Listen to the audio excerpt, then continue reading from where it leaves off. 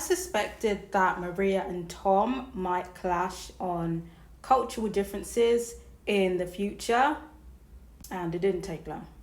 And I think it was Maria's mistake to get engaged to Tom without patterning that first, because she kind of says what she wanted. She said she kind of wanted to provide a husband. She said she, alluded to the fact that she wanted to be a stay-at-home wife. When Tom reacted negatively, she kind of backtracked. Still kind of doubling down, but definitely backtracking quite a bit. Now, Maria is Moroccan, and in Moroccan/African culture, and she's also Muslim as well, the man is the provider and he basically covers all the bills. Now, I feel like Maria came into this experiment open and potentially flexible. Like, we're in the UK, and oftentimes you see, first gens and second gens being a bit more flexible when it comes to gender roles, when it comes to finances. Like, it's not uncommon for first gen, second gen Africans to be splitting bills like 50-50 with their partners, to, have the woman working. But oftentimes that's still mixed in with some traditional stuff. So as Maria kept, repeating, yes, they can be kind of flexible in a marriage, but in the initial courting phase, she kind of expected him to be a bit more kind of traditional.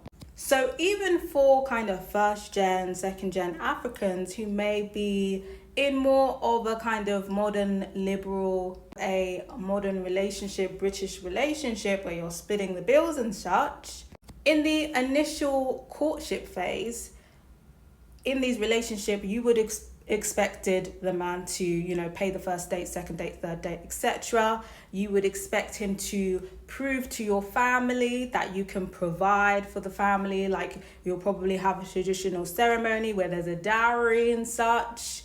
So you would still be expected to at least go through the initial courtship phase where it's traditional, even if, in the marriage you'd be splitting the bills because, cost of living crisis and such.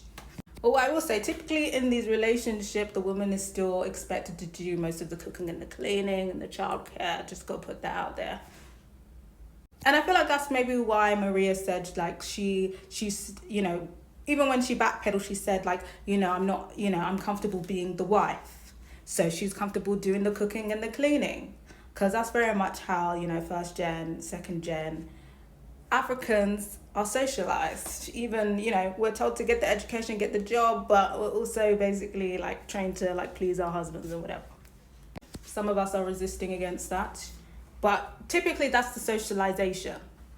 And now that they're in the real world, Tom kind of didn't get Maria's hints, and now Maria's mad about that. But I feel like Maria definitely should have made it very clear what her expectations are. Even if she planned to be flexible on them, she should have made very clear what her expectations in, because one thing a man's gonna do is he's gonna do what he wants and he's gonna take the piss.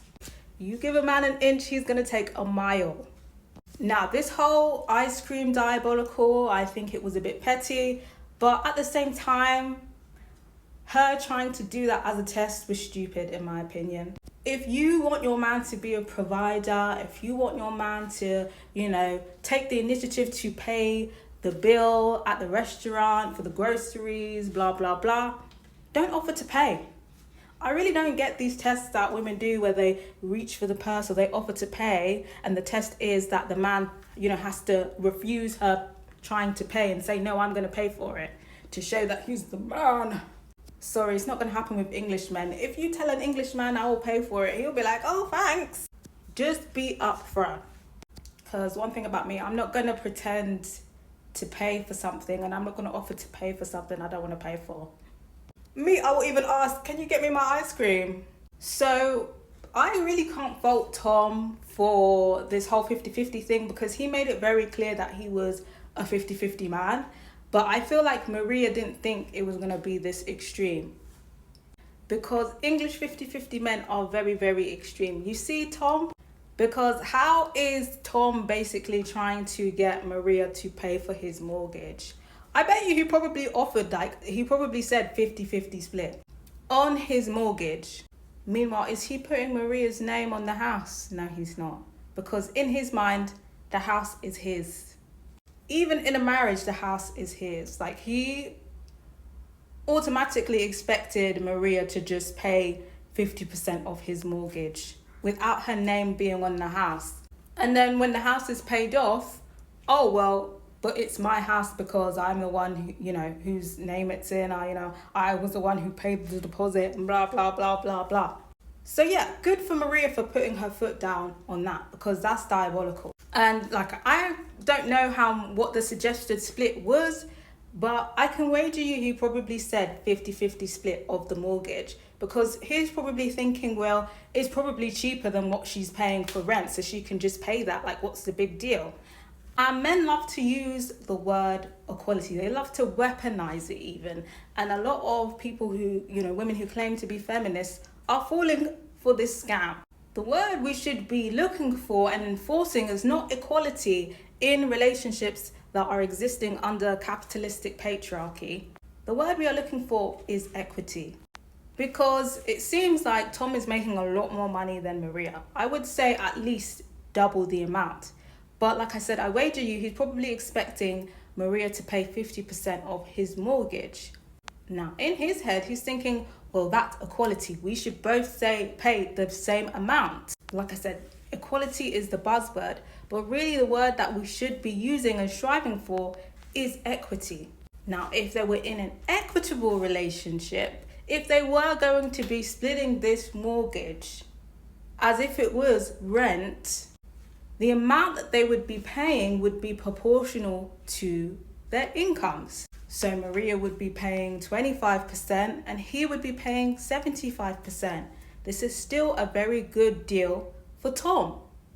He's saving money on this deal because he's not paying his mortgage on his own anymore. But it's not as good as a deal as weaponizing equality and forcing Maria to pay 50% because that's equal. And like I said, a lot of people who view themselves as feminists fall for this equality talk in a relationship. And I remember talking to one of my friends because her boyfriend made 3 times her pay, but they were splitting everything 50-50. And I said, personally, for me, I'm getting my reparations. I need everything paid for. But if you were looking at it from, a feminist perspective, surely it should be equity rather than equality. And you should be paying for things in proportion with your income. So you shouldn't be paying 50% when he's making 3 times more than you. And she was like, oh, I kind of see that point now. And I was like, yeah.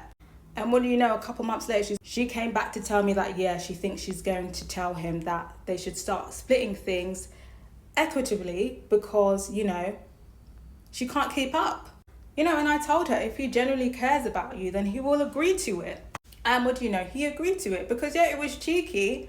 You imposing 50-50 and you make 3 times more than the girl. And we're living in a patriarchy. Pay gap still going. And like I said, English 50-50 men are a very special, stingy breed. And a lot of the time, if you were to bring up equity, which makes sense, suddenly it's, oh, no, that's not fair. That's not fair. Oh, I don't like that. I was planning to shag a bit more money out of you.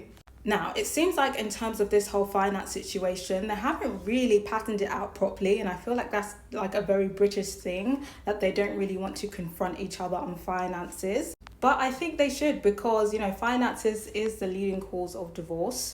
I feel like when Maria basically broke down like how unethical it was, him asking for her to pay 50% of his mortgage without putting her name on anything, he definitely clocked, okay, yeah, that is a bit scammy. But do you think that they can work past this? Do you feel like this is going to be a make or break for them getting married or not? And what do you guys think about this whole 50-50 thing? Are you team 50-50? Are you team equality? Or are you team equity? Or are you team reparations? Let me know.